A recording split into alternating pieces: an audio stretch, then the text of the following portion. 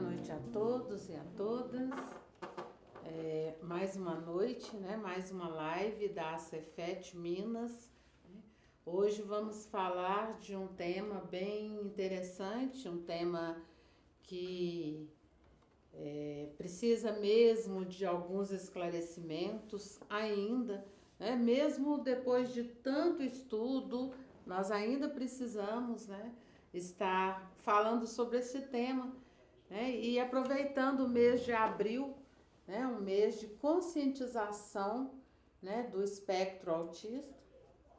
E eu estou recebendo aqui mais uma vez, a quem a gente agradece, Dr. Gustavo, né? Dr. Gustavo é médico psiquiatra do Cefet de Minas Gerais, né? Muito obrigada, Dr. Gustavo, por mais essa noite, essa oportunidade de estarmos aqui juntos, né? É a terceira, né?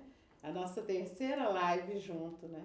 Acho que a gente está ficando bom nisso, vamos acabar ficando bom. E do meu lado esquerdo aqui, né, Maurício, que é servidor, né, do Cefet de Minas Gerais. Muito obrigada, Maurício, né, de também se unir a nós, trazendo a sua experiência como autista, né? Muito obrigada. E eu quero falar do currículo, né, dos meus convidados dessa noite. Dr. Gustavo Coutinho de Faria, né? O doutor tem graduação em Medicina pela UFMG, que é a Universidade Federal de Minas Gerais, e residente em Psiquiatria pelo Hospital das Clínicas da UFMG. Atualmente é psiquiatra do Cefet e preceptor da residência de Psiquiatria do Hospital das Clínicas da UFMG na área de dependência química. Mestrado em Medicina Molecular pela UFMG, com a área de pesquisa em depressão, periparto e autoimunidade. Ex-professor de psiquiatria na FAMINAS, BH, e na Faculdade de Ciências Médicas de Minas Gerais. Muito obrigada por aceitar estar aqui conosco mais essa noite. Eu que agradeço mais uma vez o convite, Cristina. Um prazer estar aqui. E Maurício, né? O Maurício Vieira Gomes da Silva é um colega, né, servidor do Cefet desde 2007, bacharel em Direito, graduando em Psicologia e autista. Maurício, muito obrigada por aceitar, né, se juntar a nós neste mês de conscientização do espectro autista, né, e trazendo a sua experiência. Muito obrigada. Eu que agradeço a oportunidade e espero contribuir para o debate. Muito obrigada. Doutor Gustavo, eu vou fazer algumas perguntas, né? Eu fiquei, né, a semana toda assistindo vídeos, né, de pesquisadores, de médicos, para que eu pudesse entender, né? Eu venho aqui, né, com o senhor, que é um psiquiatra, que esse é também uma ferramenta sua, e o Maurício, né? Eu falei, vou estudar para não passar vergonha junto deles lá, né? E aí fui elencando algumas perguntas, né?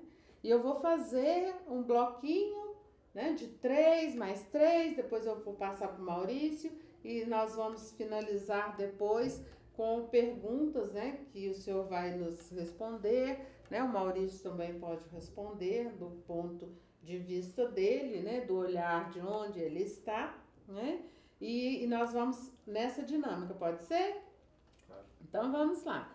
A primeira pergunta, onde todos os vídeos que eu assisti, vinha lá, o que é o autismo, né?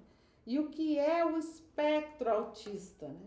Eu já aprendi mais uma, né? Que não é síndrome do espectro autista, é transtorno do espectro autista, né? Então as pessoas querem muito entender, né?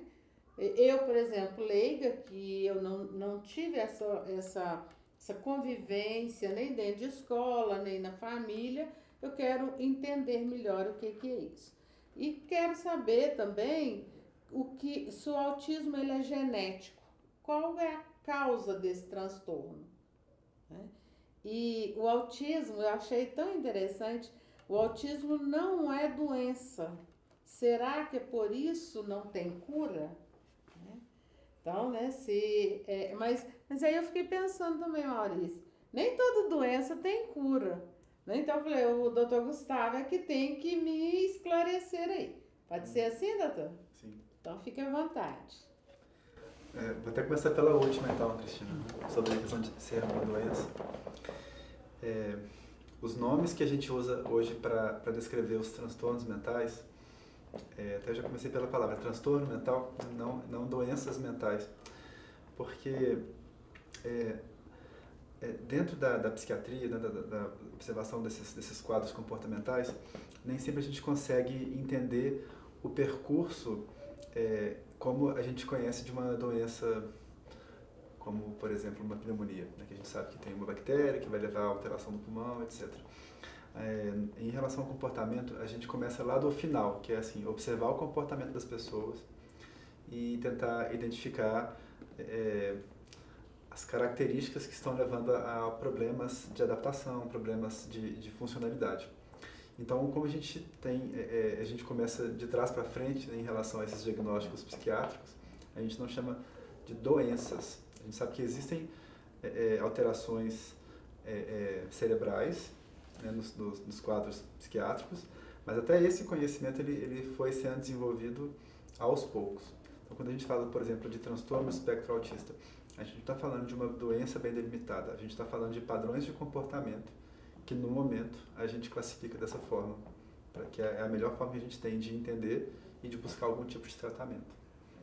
Então, quando a gente fala do transtorno do espectro autista, nós estamos falando de um padrão de sintomas que correspondem a um tipo de neurodesenvolvimento, ou seja, uma característica que algumas pessoas possuem, que já são assim, bem precoces. A pessoa geralmente ela nasce com essas características, que geralmente podem ser observadas já em crianças no primeiro ano de vida. Por exemplo, uma criança espectro autista, ela pode passar menos tempo olhando para a mãe.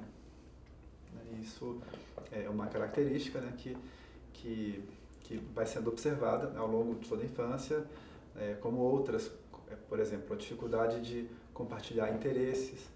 Uma criança do espectro autista ela pode ter dificuldade em mostrar alguma coisa para uma outra criança ou para um adulto que é do interesse dela, expressar os próprios sentimentos, enfim, uma série de dificuldades na interação social, olhar no olho, por exemplo, né? E essas características, por exemplo, são uma das principais, inclusive esse grupo de sintomas relacionados à dificuldade na comunicação social é uma característica chave, é um grupo de sintomas chave para o diagnóstico do espectro autista. Então, o que é o autismo? Né? Seria um padrão de neurodesenvolvimento no qual a pessoa tem dificuldades na interação social, na reciprocidade social, na comunicação social, e dificuldades. E um outro grupo de sintomas também seriam padrões de comportamento que tendem a ser mais repetitivos ou estereotipados, como, por exemplo, movimentos com o corpo que são mais peculiares dessas pessoas, ou formas de brincar que são mais estereotipadas, como uma criança que pega um brinquedo, ela vai explorar esse brinquedo de uma maneira peculiar, como o movimento do brinquedo, a forma que ele gira, e às vezes não com a finalidade do brinquedo, né? Por exemplo, eu não vou brincar com um carrinho para fingir que é um carrinho, eu vou brincar com esse carrinho para poder rodar ele, para alinhar ele com vários carrinhos, alguma coisa assim. Então, essas seriam as duas características principais de um quadro que é extremamente amplo, né, que você não vai ver dois autistas com o mesmo comportamento.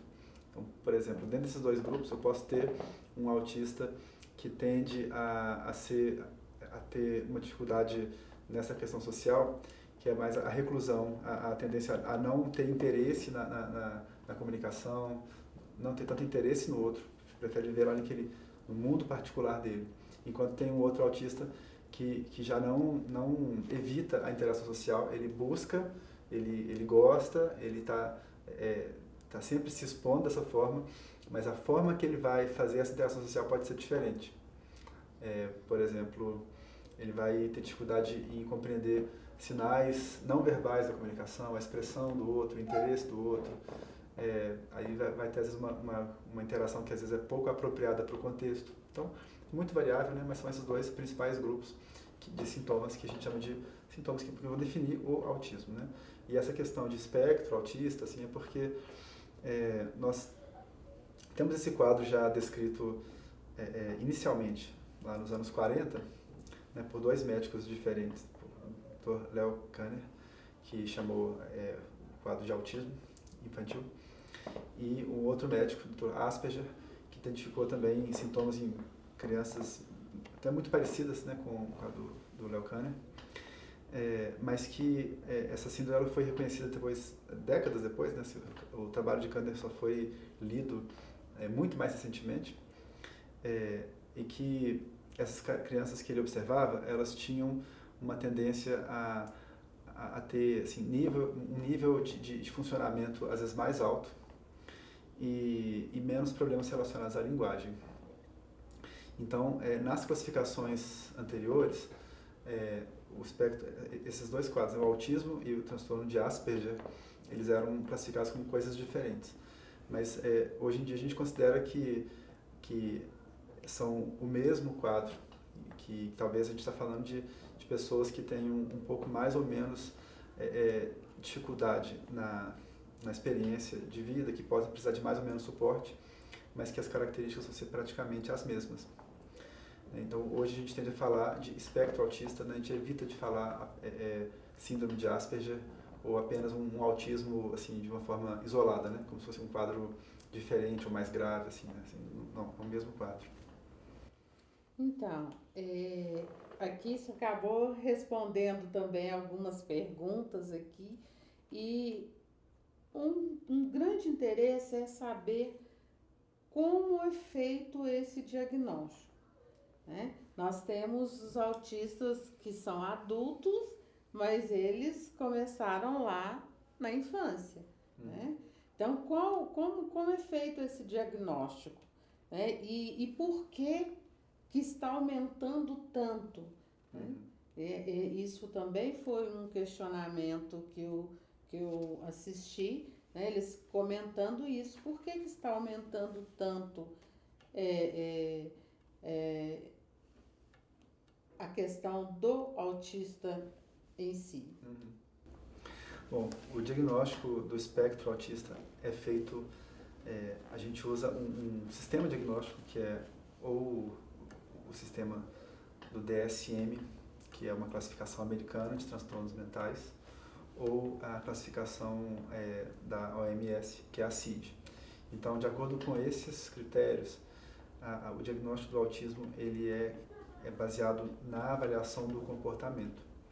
Eu não tenho ainda, dentro dos critérios diagnósticos, formas objetivas, como, por exemplo, um teste laboratorial, um teste específico que vai determinar se uma pessoa tem ou não tem o autismo. Hoje em dia existem muitas pesquisas de qual que seria a relação biológica, né, desse comportamento, seja genética, seja ambiental. Isso, assim, essas pesquisas elas têm mostrado muita coisa. Então é muito provável assim que o autismo tenha um fortíssimo componente genético e de alterações cerebrais, mas que quando eu vou fazer um diagnóstico individual, eu ainda não tenho um marcador específico que eu possa realizar aquele teste e determinar. Então, sendo um diagnóstico baseado no comportamento, nos sintomas, a avaliação por uma pessoa, um especialista, que tenha experiência no quadro e, de preferência, uma avaliação multidisciplinar, assim, por exemplo, né, em várias áreas, como na psicologia, na fonoaudiologia, assim, você pode ter elementos daquela avaliação que vão subsidiar o diagnóstico. Avaliação neuropsicológica, por exemplo. Perdão, não falei por causa da frequência, né? Interessante, a gente estava até conversando um pouquinho sobre isso agora há pouco, né, que a frequência do diagnóstico ela tem aumentado muito mesmo. O último levantamento que foi divulgado nos Estados Unidos fala de um autista para cada 36 nascimentos. Há 20 anos atrás, as estatísticas falavam de 1 para 150 nascimentos. Então é muito pouco tempo para uma mudança muito grande na frequência de diagnóstico. Por que isso está acontecendo não é totalmente compreendido. A principal explicação para esse fenômeno é o aumento do reconhecimento. À medida que as pessoas conhecem mais o espectro autista, conhecem outras pessoas que já foram diagnosticadas, passam também a reconhecer em pessoas que têm manifestações mais leves. Até também, assim, pessoas que têm buscado novos direitos para o portador do espectro autista. Então, isso cria um movimento dentro da sociedade para um reconhecimento maior. Se existem fatores, como, por exemplo, será que o uso de celular, de internet, alguma coisa assim, está levando a um maior número de autismo? Isso não existe, não tem nada que é claro a respeito disso. Há algumas décadas atrás, o autismo ele era associado a mãe levava a culpa do autismo, né? Assim, a mãe está fazendo alguma coisa errada na criação daquela criança ali que levou ao quadro. As décadas de pesquisa seguintes mostraram que isso não procede. Então, o autismo não é causado por uma mãe, chamamos de mãe geladeira, se não me engano, uma mãe fria. Não é isso, né? É um padrão de desenvolvimento cerebral que muitas vezes tem origem genética, não tem nada a ver com essa questão da formação. Mas, por exemplo, agora na pandemia, alguns dados mostraram um aumento na frequência de atraso de linguagem. Então, provavelmente, o atraso de linguagem nem sempre é autismo, né? Mas assim, é uma característica que pode estar associada. Mas é uma questão que a gente pode assim, se fazer, né? Como é que é essa relação genética e ambiente? Pode ser, provavelmente, o ambiente, quando ele vem com mais estímulo, ele acaba facilitando o desenvolvimento social e fazendo que muitas pessoas que estariam ali na próxima linha do diagnóstico, pulem para o lado de cá ou de lá. Então, essa é um pouco da minha opinião, né, mas baseada nessa observação que foi feita, né, desse aumento de casos de atraso de linguagem, e também baseado até na experiência do tratamento. Né, o tratamento das dificuldades relacionadas ao autismo envolve o estímulo. E a pessoa não deixa de ser autista, mas ela consegue ter uma manifestação, às vezes, bem mais tranquila, né? Vamos dizer assim, ela vai ter mais facilidade de adaptação, né, quando ela tem um tratamento baseado na intervenção precoce, estímulos precoces. Então, nós vamos passar aqui agora para o Maurício, né? Para o Maurício contar para nós, né, a experiência. Eu sei que ele, além de, né, é servidor, é autista, mas ele é pesquisador também, que nós conversamos bastante sobre isso, né, o Maurício. E aí eu queria que você, né, falasse para nós dessa experiência, que eu sei que você tem bastante, né, e uma questão que eu queria também saber, porque eu já coloquei a pergunta aqui, porque eu sei que você já sabe a resposta, né? Quais são os direitos hoje, né, da pessoa com esse transtorno do espectro autista? Pois bem, gostaria de começar só fazendo uma pequena correção na fala do Dr. Gustavo. Em determinado momento ele falou de portador de autismo. A gente não usa o termo portador, porque portador dá a ideia de algo que você pode deixar a qualquer momento. E o autismo, como o doutor bem disse, é uma condição para toda a vida. Você nasce com ela, convive com ela, vai morrer com ela.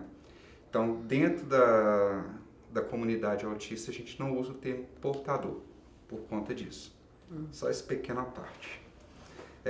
Em relação, eu gostaria de retornar algumas falas, foi falado porque a gente não usa-se mais o termo síndrome de Asperger. Primeiro, porque houve uma unificação do entendimento do que é o autismo, e duas outras questões que são questões mais sociais.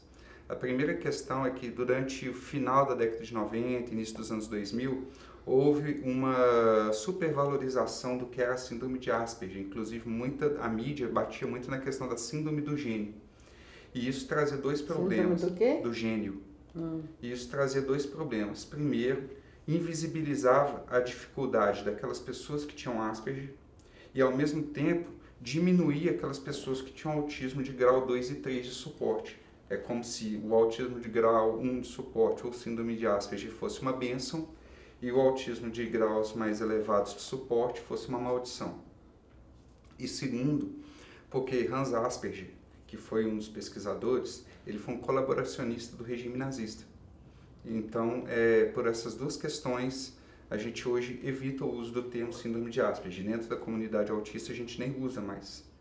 Uma outra curiosidade, nem diria uma curiosidade, uma outra característica que muita gente coloca é sobre os graus de suporte. Então a gente fala, existem 3 níveis de autismo, né? Existem 3 níveis de autismo. O autismo, como foi bem dito pelo doutor, é um espectro, onde dentro daquele espectro vão ter vários tipos de características. O que existem são graus de suporte.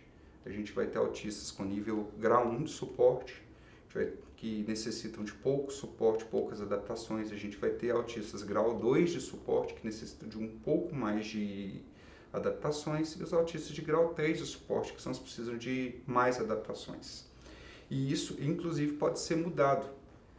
O doutor falou da questão das terapias, é muito importante, inclusive o diagnóstico ele é multidisciplinar, ele tem que ser feito por um psiquiatra, um psicólogo, um neurologista, um neuropsicólogo muitas vezes.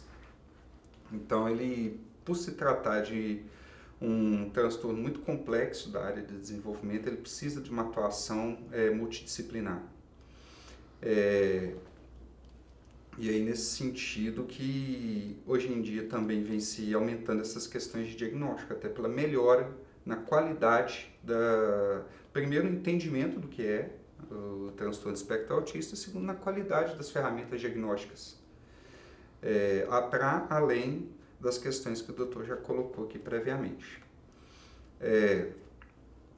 Em relação aos direitos que foram colocados, desde 2013, com a Lei Brasileira de Acessibilidade e Inclusão, e com a Lei Berenice-Piana, que, salvo engano, é de 2015, minha memória está um pouco ruim, a Lei Berenice-Piana, que incluiu o autismo como deficiência no Brasil, e a Lei Brasileira de Acessibilidade e Inclusão, ela diz que todas as pessoas com deficiência, elas têm os mesmos direitos. Você não pode ver distinção entre níveis e tipos de deficiência na concessão de direitos. Então, nesse sentido, a pessoa com transtorno de espectro autista, ela tem os mesmos direitos que qualquer pessoa com deficiência, o que inclui direito de gratuidade no transporte público municipal, inclui a isenção de certos impostos na compra de determinados produtos, por exemplo, a isenção de IPI e ICMS na compra de veículo novo. Aos servidores públicos que são autistas é garantida a redução de jornada de trabalho, exatamente porque o trabalho, ele muitas vezes, ele é uma condição agravadora de crise. Depois a gente vai quero até entrar na parte da crise. E onde há um direito que é muito questionado, que é o direito ao uso de vaga de estacionamento reservada a pessoas com deficiência, que sim, o autista tem direito. Por mais, existe muito questionamento de, mas você não tem nenhuma dificuldade de mobilidade. De fato, muitos autistas não têm dificuldade de mobilidade. Porém, o fato de ter que sair de casa e imaginar que vai chegar num local e esse local não ter uma vaga reservada para aquela pessoa, isso pode gerar uma crise de ansiedade muito grande e fazer com que essa pessoa sequer consiga sair de casa. Então a questão ela se trata muito mais de uma mobilidade num contexto mais amplo, num contexto macro, do que no contexto micro da pessoa não conseguir usar as pernas, por assim dizer.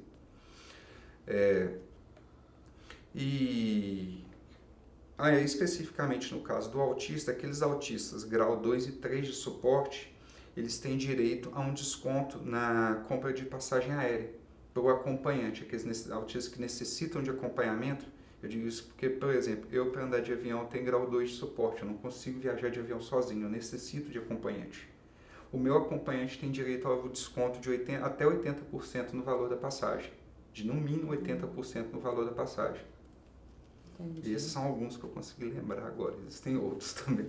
E Maurício? Em concurso público? Sim, isso, bem lembrado, doutor. Que existe reserva de vagas em concurso público, em vestibular, direito ao uso de filas prioritárias, gratuidade de entrada em qualquer estabelecimento onde a pessoa com deficiência tenha gratuidade de entrada ou meia entrada. Muito bem. E assim, Maurício, eu queria que você falasse para gente, bem resumido, mas com o conhecimento que você demonstrou. Hoje nós conversamos à tarde lá na Cefet, que você falasse da sua experiência, né? A gente sabe, assim, que ao longo desses anos todos, né? Você que acabou de fazer 41 anos ontem, né? Parabéns para você, né? Então, nesses anos todos aí que você teve esse diagnóstico, né? Você me falava que teve o primeiro diagnóstico antes do transtorno entrar para o CID, né? Então, conta para nós um pouquinho, né? Porque eu acho importante, sabe, doutor Gustavo, que quando a pessoa ela vem, ela conta a experiência, ela mostra para os outros que é tranquilo, que dá para viver bem, dá para procurar, né? Que hoje tem aonde procurar, né? Você faz parte de um grupo também. Conta para nós, por favor. Sim. Eu gosto de brincar que eu sou autista desde antes do autismo existir. Digo isso porque meu primeiro diagnóstico foi de 1988. O CID, o autismo só entrou oficial, o que hoje a gente chama de autismo, na época ainda se chamava de síndrome de Asperger, só entrou para o CID em 1994. Ou seja, houve aí um interstício de 6 anos entre o meu primeiro diagnóstico e o reconhecimento oficial do diagnóstico pelo CID. Então, até durante muito tempo eu fui tratado por algo que nem os especialistas entendiam muito bem que estava sendo tratado. Eu digo que o que me levou ao diagnóstico foi uma confluência de fatores, assim, talvez única no universo, que foi eu ter tido uma professora no pré-primário que teve uma sensibilidade muito grande e um tino muito grande de detectar que ali havia um desenvolvimento atípico. Eu digo isso porque eu até os 6 anos eu praticamente não falava, mas eu já sabia ler, escrever e resolver equações de segundo grau sem ninguém me ensinar. E isso chamou bastante a atenção da professora na época.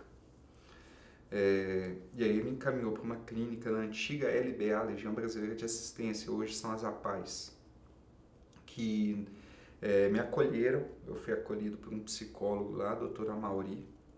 Se você estiver me ouvindo aí, um grande abraço. E ele foi quem me recepcionou e, coincidentemente, à época, ele estava fazendo a tese de doutorado dele exatamente sobre outras formas de autismo que não o autismo clássico. Por exemplo, a síndrome de Asperger. Ele talvez tenha sido, se não o primeiro, um dos primeiros pesquisadores dessa área aqui no Brasil, no ramo da psicologia. E aí eu fui ter o atendimento com ele e nessa clínica, era uma clínica que atendia basicamente crianças com síndrome de Down. Eu era o único lá que não tinha síndrome de Down. E isso foi... eu fui evoluindo ali com várias outras terapias. Eu tive fonoaudiólogo, eu tive terapeuta ocupacional, psiquiatra, psicólogo, neurologista. E isso foi me dando um arcabouço psíquico, emocional, para eu conseguir lidar com escola, lidar com questões da vida, muito embora ainda não houvesse um entendimento muito claro do que eu tinha. A gente tem que entender que o autismo ele só recentemente vem sendo pesquisado a fundo. Até então era uma questão meio que marginalizada até dentro do estudo, dentro da psicologia e da psiquiatria. E isso foi me dando um certo ferramental para conseguir passar pelas fases da vida. Eu sempre gostei de estudar, eu acho que eu falo que um dos meus hiperfocos é estudo. Hiperfoco em ter hiperfocos. Então, gostava muito de estudar, tanto é que eu estou na segunda graduação, com mestrado, com curso técnico e tudo em áreas bem distintas.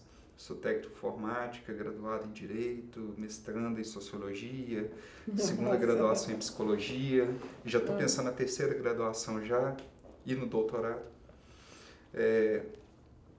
Então, isso foi me dando esse arcabouço, por assim dizer, para eu conseguir lidar com as situações e me entender. Inclusive uma questão interessante, que é muitas vezes colocada, que é a questão de diagnóstico. Muitas pessoas falam, mas o diagnóstico ele não te limita, porque você está se definindo, se delimitando dentro daquela caixinha. Eu falo, olha, o diagnóstico para mim, ele foi muito mais a chave que me tirou da minha prisão do que propriamente uma prisão em si. Porque a partir do momento que eu tenho um diagnóstico, que eu tenho um laudo e eu consigo dar nome para aquilo que eu sinto, eu consigo me entender e eu consigo ter um tratamento adequado para aquilo. Porque como que você entende, como você trata aquilo que você não tem nome, aquilo que é inominado? E eu deixo aí esse recado para aquelas pessoas que ainda têm uma certa resistência ao diagnóstico. Eu acho isso importantíssimo, Maurício, né, doutor Gustavo? A pessoa ter esta coragem de buscar o seu diagnóstico, né? Porque muitos devem sentir tantas coisas que não sabem nem o que é, né? E eu quero agora, Maurício, que rapidamente nós vamos dar um salto, né? Porque você tem desde criança, né? Agora você com 41 anos, com suas graduações, com seus estudos, mas é servidor de uma instituição do porte do Cefet. E como que é para você, autista, estar dentro de uma instituição deste porte? Então, eu falo que ao mesmo tempo que é desafiador, também é recompensador. Desafiador porque ainda existem muitas barreiras a serem superadas. A gente fala muito das barreiras dentro da deficiência, do ramo da deficiência, a gente fala muito das barreiras arquitetônicas, das barreiras sensoriais, mas muito pouco se fala das barreiras atitudinais. As barreiras atitudinais talvez sejam as que mais limitem o acesso das pessoas com deficiência a determinados serviços, a determinados direitos. Só explicando que a barreira atitudinal é quando uma pessoa ela impede outra de acessar determinado serviço, seja por questionar um laudo, seja por entender que aquela pessoa não tem direito àquele determinado serviço, àquele determinado benefício. Essas são as barreiras atitudinais. Seja por não entender completamente a demanda daquela pessoa, ou não oferecer um serviço adequado para a demanda daquela pessoa. O Dr. Gustavo falou muito propriamente sobre a questão da reserva de vagas em concursos públicos, mas os autistas eles também têm direito, durante a prova, à extensão do tempo de prova. E muitas vezes a banca ela nega esse direito à pessoa com autismo porque entende que ela não tem necessidade daquilo, sendo que muitas vezes aquilo para ela é sim necessário. Muitas vezes eu acho que todos os concursos que eu fiz foi de ampla concorrência, exatamente porque a banca entendia que eu não tinha necessidade de um tempo maior de fazer a prova. Sendo que muitas vezes eu deixei questões de provas de concurso em branco porque eu não tive tempo de preencher. Inclusive, quando eu fiz a prova do OAB, eu deixei questões da prova do OAB sem preencher porque eu não tive tempo suficiente. Porque para a gente é mais complexo a construção de uma linha de raciocínio, de a construção de um texto. Então eu falo que ainda existem esses desafios. E além do desafio do capacitismo, que é o preconceito em relação às pessoas com deficiência. Ou a gente é qualificado demais para ser considerado deficiente, ou a gente é incapaz demais para ser considerado capaz de fazer qualquer coisa. Não existe o meio termo, está sempre em um dos dois extremos. Entendi. E, por outro lado, é recompensador porque o Cefet é uma instituição que, por mais que tenha defeitos, ainda é uma instituição muito acolhedora. Eu digo que talvez eu não sobrevivesse no mercado de trabalho na iniciativa privada, porque o Cefet ele oferece muitos recursos para que a gente consiga desempenhar as nossas atividades de forma adequada, de forma produtiva, mesmo com todas as limitações, com todas as dificuldades que a gente tem.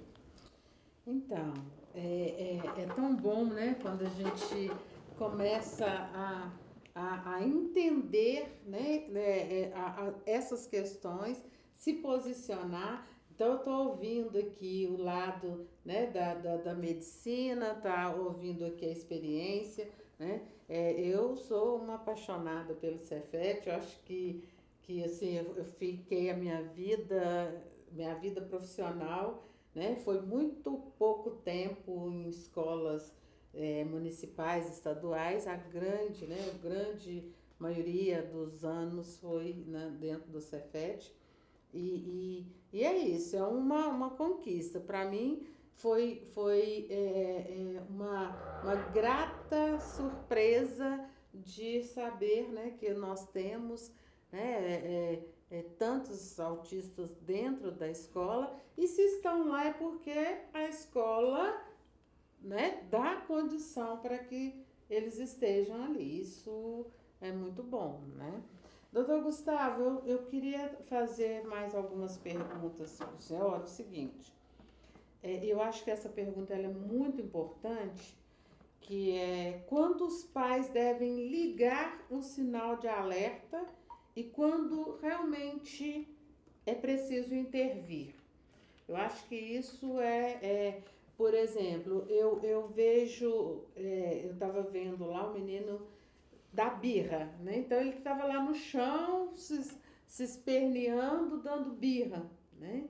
Então, assim, nós pais leigos, né? Como que a gente pode ali, né? Dizer, nossa, esse menino, isso aí é um sinal de alerta, né? E ele chegou num nível que a família tem que intervir, né? E aí eu já emendo aqui o que o SUS faz para atender as pessoas com transtorno do espectro autista. O que tem hoje no SUS, né? Porque a gente sabe também que quem tem condição financeira vai trazer todas as ferramentas, todo o aparato ali para tratar aquela criança, e quem não tem, né? Como fazer, né? O Sistema Único de Saúde, o que tem hoje para atender essas pessoas? E eu não vou falar mais do suporte, né? Dos três, do leve, moderado e severo, porque eu acho que de um jeito ou de outro o senhor e o Maurício já complementou. Mas eu gostaria muito de trazer essa informação, né, para todos que estão nos vendo, né, nessa live de hoje, né? O que é possível fazer? Como que os pais devem ligar o sinal de alerta? Quando você estava fazendo essa pergunta, eu me lembrei de um relato de uma mulher que tinha um filho com autismo, de quando ele era criança. E não sei se foi ela estava assim, no avião com ele, alguma coisa assim, ele teve uma crise de nervosismo, e aí uma outra pessoa foi e bateu no filho dela e ensinou assim que ela não estava tratando ele direito, né? Que assim, aquele comportamento ali era como se fosse um comportamento de uma criança mimada, né? Que estava daquela forma porque a mãe não castigava o suficiente, não era vigorosa o suficiente. E essa visão, assim, né, infelizmente está diminuindo muito hoje em dia, mas ela ainda passa, né, como se fosse, acho que tudo que envolve comportamento acaba trazendo esse lado, né, que é o que a gente chama de psicofobia, né, uma tendência assim, a moralizar muito. Então, assim, só da gente poder conhecer mais sobre essas características já ajuda demais. Entender que a criança não está fazendo aquilo porque ela é mimada, né, mas porque ela tem uma dificuldade neurológica de lidar com os estímulos, lidar com a frustração, com as próprias emoções dela. E aí, né, assim, quando os pais devem preocupar, assim, quanto mais precoce, melhor, né? Hoje em dia, os pediatras, aqueles que fazem aquela que chamam de puericultura, né, que acompanhamento da criança nos primeiros anos de vida, eles avaliam, além de avaliar peso, altura, alimentação, essas coisas assim mais básicas da saúde, eles também estão cada vez mais atentos à avaliação do desenvolvimento. Porque algumas alterações de desenvolvimento podem ser percebidas ainda no primeiro ano de vida. Não o diagnóstico do autismo é mais complicado de ser feito assim no primeiro ano, mas algumas alterações que já vão, às vezes podem acender um alerta que mesmo que você não dê um diagnóstico, você já começa a encaminhar, já começa a fazer uma avaliação mais elaborada. E através desse reconhecimento das dificuldades mais precoces, é possível também fazer uma intervenção precoce. E a criança tem um cérebro, é como se assim, a gestação do cérebro fosse até os 21 anos de idade. Então, o cérebro de uma criança é um cérebro ainda não totalmente desenvolvido. É um período ainda muito aberto, tanto a coisas negativas quanto positivas, né? Então, a possibilidade, a plasticidade, a capacidade de adaptação ali desse cérebro é muito grande. Então, quanto mais precoce for a intervenção para potencializar esse desenvolvimento, por exemplo, das habilidades de comunicação, mais resultado vai ter para que aquela criança tenha menos necessidade de suporte. E Maurício, você tinha quantos anos que você falou que foi diagnosticado? Então, o primeiro diagnóstico foi aos 6 anos de idade. E uma coisa interessante que foi falada aí, que é a questão da birra. E, inclusive, é bastante fácil até você identificar uma crise de hipersensibilidade sensorial, que é uma birra. A birra, normalmente, ela acaba quando você atende à vontade da criança. Por exemplo, se uma criança deitada lá no chão do supermercado querendo ganhar uma bala. Se você dá a bala para a criança, a birra acaba. Ela levanta, a vida segue. Uma criança em crise de hipersensibilidade sensorial, ela não vai acalmar. Ela não tem ali o reforçador que vai fazer com que o comportamento cesse. Ela vai continuar em crise até que ela consiga se regular novamente. E essa regulagem pode ser ou no colo da mãe, ou ficar num ambiente escuro, isolado. Eu, por exemplo, quando criança, eu gostava de ficar quieto num lugar escuro debaixo da coberta. Era ali que eu conseguia me regular. Até hoje, quando eu estou com uma crise de hipersensibilidade, eu vou para um lugar silencioso, quieto, e ali eu consigo me regular novamente. E aí é importante saber essas diferenciações, até por conta da psicofobia que foi dito. Porque existe muito essa questão de que muita gente ainda acha que autismo não existe, é uma criança mimada, falta de uma disciplina mais rigorosa, como foi dito. E não é isso que vai acabar com o autismo. Não é a violência, não é a agressividade. Isso você só vai potencializar os sintomas daquela criança e tornar ainda mais difícil o tratamento dela posterior. Então, doutor, eu fiquei pensando aqui, tem um fator ou vários fatores desencadeadores da crise? Então, assim, eu vou recorrendo também aos vídeos que eu assisti. Eu assisti um vídeo que, assim, um menino estava com o pai, né?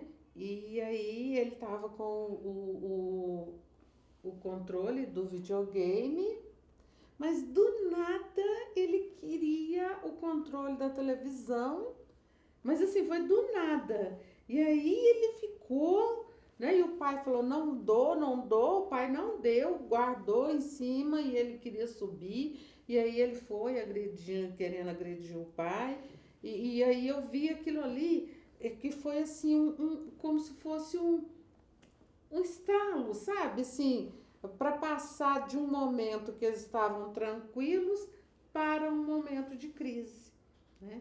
Então, assim, tem alguns fatores desencadeadores ou não? Pode acontecer assim do nada. Acho que vai ser até legal um pouquinho escutar a sua experiência com isso, né? Uhum.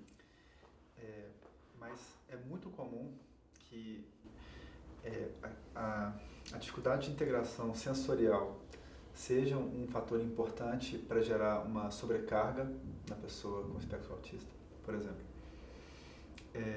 Eu estou num lugar que tem muitas pessoas conversando ao mesmo tempo, muito barulho, ou um ruído, alguma coisa assim. Isso às vezes gera um estado de sobrecarga que predispõe a uma exaustão ou uma desregulação emocional. E também uma característica central no autismo, que a gente estava falando lá no comecinho, no diagnóstico, que são os padrões repetitivos, estereotipados ali, o autista tende a ter uma rigidez, uma certa rigidez e inflexibilidade. E tem muita dificuldade de lidar com mudanças. Por exemplo, se o trajetório que eu faço para minha casa sempre é por tal caminho, se eu mudo isso, aquilo pode ser demais para mim. Eu tenho muita dificuldade de conseguir adaptar o meu comportamento a essa mudança ali do ambiente. Então, essas mudanças que acontecem o tempo inteiro, como, por exemplo, mudança de escola, mudança de casa, uma mudança de uma rotina da família, coisas assim podem ser desencadeadores de crise. Então, fico imaginando que talvez possa ter alguma coisa relacionada a isso, essa historinha aí do controle. É difícil falar, porque não tem tantos elementos assim, mas é muito comum estar relacionado a essa rigidez. E aí, Maurício? Então, fazendo um gancho na fala do Dr. Gustavo, essa questão da crise, ela pode ter, sim, um fator gatilho, mas pode haver, por exemplo, uma sobrecarga sensorial. De estar, por exemplo, num ambiente muito barulhento, com muitas pessoas, e isso, na pessoa com autismo, traduz em cansaço físico mesmo. Eu falo, quando eu estou num lugar muito cheio, eu me sinto fisicamente cansado. Quando eu estou num lugar muito barulhento, uma pessoa neurotípica, só explicando neurotípica, pessoas que não têm transtornos de desenvolvimento, transtornos neurológicos, ela está num ambiente barulhento, ela pode até se incomodar com aquele barulho, mas isso não gera nela um cansaço físico, igual gera, pelo menos em mim. Não tem procuração para falar em nome de todos os autistas do mundo, mas em mim isso gera um cansaço físico. Eu preciso sair daquele lugar e ir para um lugar onde eu falo da regulagem. Mas podem ter gatilhos que podem desencadear uma crise. Não assisti esse vídeo para saber qual era o contexto em que ele se inseria, mas pode ser, por exemplo, que o volume da televisão estivesse muito alto, que ele estivesse incomodando a criança, ela quisesse abaixar. E ela não sabia verbalizar isso. O Dr. Gustavo falou, muitas vezes a criança ela tem dificuldade de verbalizar o que ela sente. Ela não consegue falar, a televisão está alta, abaixa. Entendi. E, doutor Gustavo, eu queria saber o seguinte: autismo tem cura? É necessário utilizar algum medicamento? Então, é utilizado algum medicamento? Você, por exemplo, Maurício, toma algum medicamento para ajudar a você não ter essa propensão à crise? Existe medicamento ou terapias comportamentais? O autismo, ele é um padrão de desenvolvimento.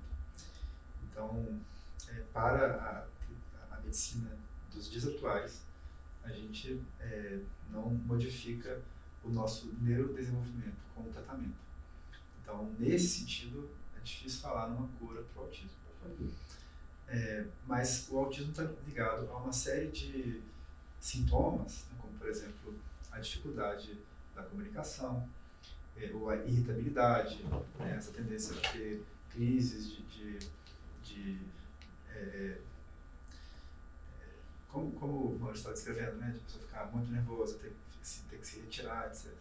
Então, esses sintomas, né, a ansiedade, a irritabilidade, as dificuldades que a pessoa pode apresentar, às vezes vão ter tratamentos específicos. Ou seja, eu não vou curar no sentido de deixar de ter o autismo, mas eu posso melhorar as minhas habilidades de comunicação através da psicoterapia, da fonoterapia, da terapia ocupacional, etc.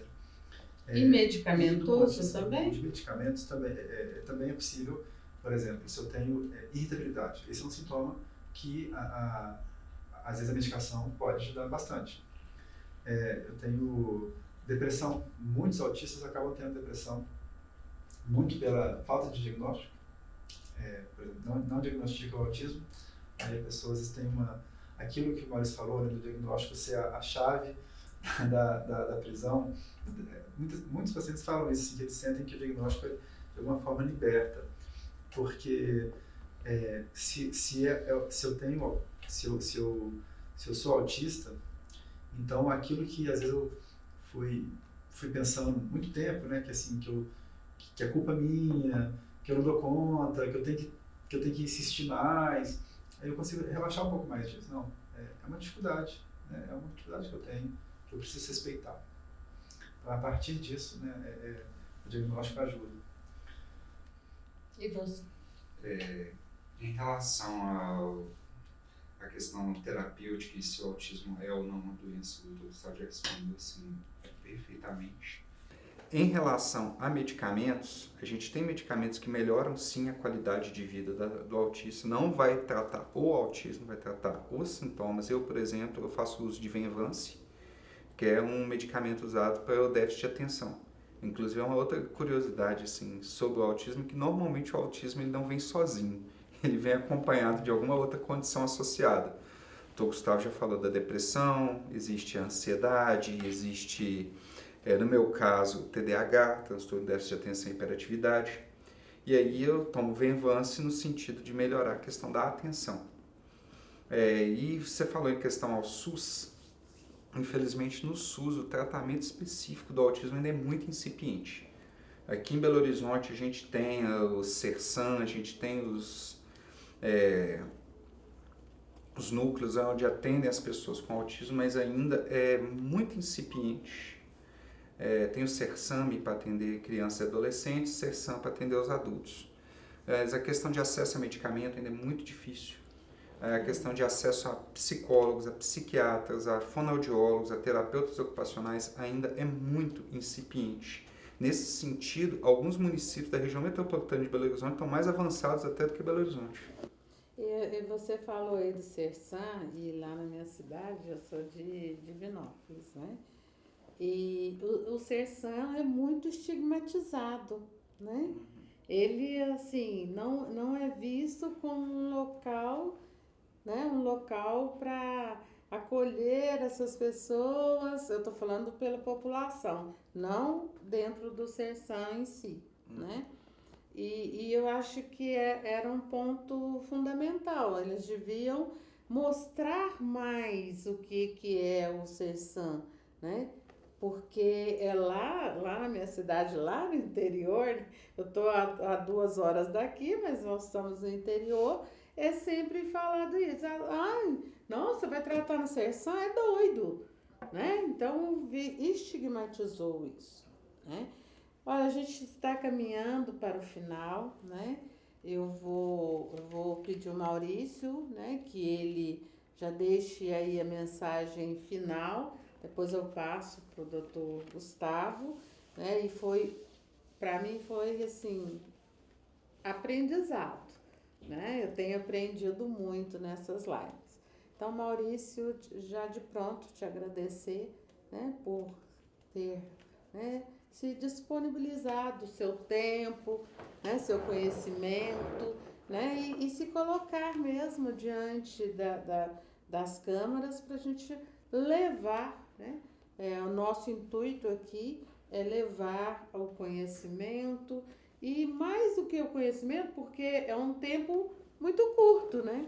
Para quem estuda aí, né, fez medicina e é pesquisador e tá, é um tempo longo. Você, né, com 6 anos que descobriu, tem uma trajetória aí e eu acho que é bonito, né? Eu fiz questão de frisar isso com você, né? Porque é muito raro as pessoas que têm algum tipo de transtorno querer se colocar na frente. Eu acho que o importante desse ato é levar para os outros, olha aqui, ó, tô aqui, eu tenho, tô aqui, tô de frente, tô trabalhando, tô vivendo, não é isso, Maurício? Então agradecer a todos e todas pela audiência, agradecer a Cristina pelo espaço que a Cefet nos ofereceu, agradecer ao Dr. Gustavo pela presença, que é muito importante a gente ter profissionais que estejam empenhados em entender e em tratar de forma séria e responsável as pessoas com autismo. E agradecer também, é muito importante a gente ter a presença de um autista nesses eventos. Existe um lema na comunidade de pessoas com deficiência que é o nada sobre nós sem nós.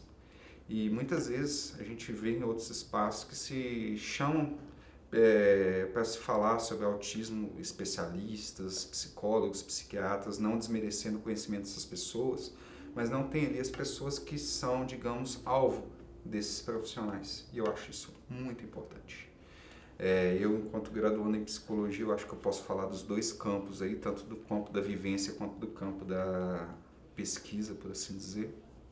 Minha pesquisa, inclusive, está sendo meio que conduzida para a área de transtorno de desenvolvimento em adultos, que é uma coisa que pouco se fala, porque parece que quando a criança faz 18 anos, ela deixa de ser autista, e isso não acontece.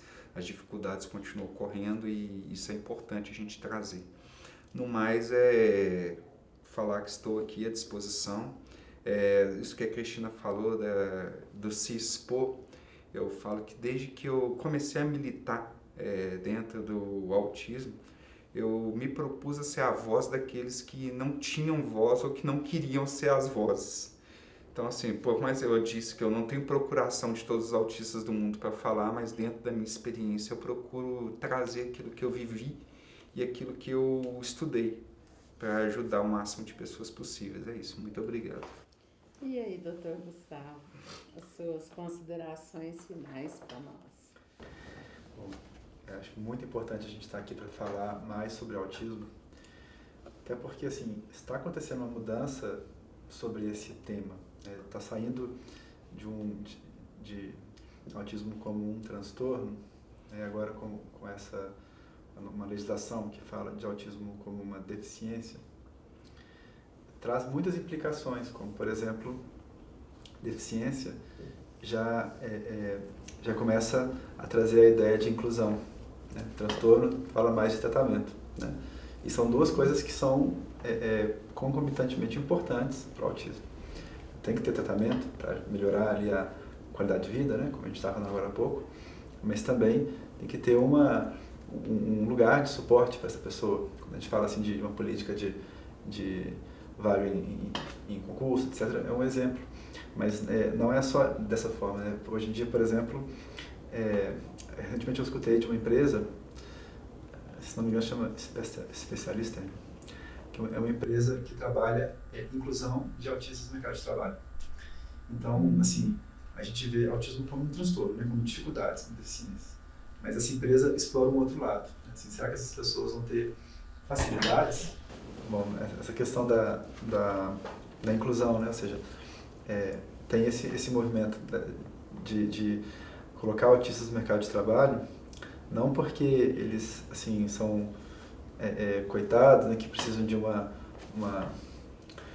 lei assim para empurrar. Porque são eles têm toda uma condição de trabalho, de mão de obra, tudo, né? Mas, assim, às vezes ter esse novo olhar, o olhar da inclusão, ele permite um encaixe, ou seja, permite aproveitar o melhor, que essa pessoa pode ter para contribuir, que vai ajudar assim, a pessoa a se sentir realmente parte da sociedade, mas isso é muito importante. Então, a partir dessas pequenas mudanças de concepção, a gente vai tendo mudanças muito grandes na sociedade. Acho que é um caminho muito importante. E antes de encerrar, antes de agradecer, eu queria chamar a atenção para a fitinha ali do Maurício. Eu achei fantástico hoje, a hora que o Maurício me falou, que essa fitinha aí que tenha o quebra-cabeça, Então, quando eu chegar e que eu ver alguém usando essa fitinha, eu vou saber que ali tem um autista, E eu acho isso importantíssimo, porque às vezes a pessoa está ali num momento de crise e as pessoas não sabem, Então, Maurício, olha ali, mostra a sua fitinha aí, A fitinha com o quebra-cabeça, Que diz aí que são as pessoas que têm o transtorno do espectro autista. É interessante, a minha ainda é dupla face, porque a gente tem a fita do girassol, que inclusive tem uma lei municipal de Belo Horizonte que garante o uso da fita de girassol, que é para pessoas com deficiências invisíveis. E aqui a do quebra-cabeça, que é específica do autismo. E toda vez que vocês veem alguém usando essa fita, seja do girassol, seja do quebra-cabeça, saiba que ali tem alguém que muitas vezes tem uma demanda que a maioria das pessoas não vai entender, sequer vai ver. Mas se essa pessoa estiver em crise, se essa pessoa estiver em um surto, alguma coisa, essa pessoa precisa ser acolhida. E é isso que precisa ser feito. Não é a violência, não é a mãe geladeira, não é nada disso. É acolhimento e inclusão, como bem disse o Dr. Gustavo. E em nome da Cefet, né, eu quero que vocês levem para casa esse mimozinho, né? Que hoje não tinha as orquídeas, né? Mas a gente fez questão de que vocês, né, em agradecimento, né, por esse tempo, né? Porque o tempo hoje nosso, ele é muito caro, né? Ele é um tempo que a gente precisa fazer muitas coisas e se propor, né, se disponibilizar de estar conosco nesta noite, para nós da Cefet foi um prazer, né? Um prazer muito grande, uma honra receber vocês dois aqui. Muito obrigada, doutor Gustavo, muito obrigado, Maurício, e até uma próxima, né, doutor? Aqui uns dias nós temos mais uma aí para fazer. Tá? E boa noite a todos, e a gente encerra por aqui mais esta live da Cefet Minas, que teve nessa noite o apoio do Cefet de Minas Gerais. Boa noite a todos.